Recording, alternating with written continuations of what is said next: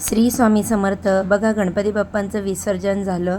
म्हणता म्हणता पितृपक्ष देखील संपत आलेला आहे आणि वेध लागलेले आहेत ते म्हणजे नवरात्र उत्सवाचे.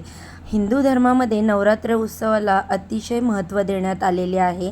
या 9 दिवसाच्या काळामध्ये देवीची विधिवत अशी पूजा केली जाते, पाठ केले जातात. त्याच्यानंतर जे पोथी असतात ती वाचली जाते. देवीची जेवढी होईल तेवढी सेवा या 9 दिवसामध्ये केली जाते.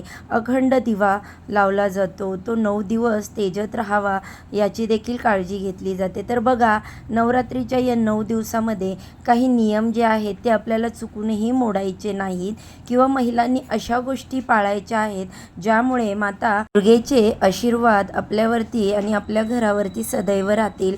तर याबद्दलची संपूर्ण माहिती मी मोठ्या व्हिडिओमध्ये शेअर केलेली आहे. खाली लिंक दिलेली आहे. नक्की व्हिडिओ तुम्ही पहा.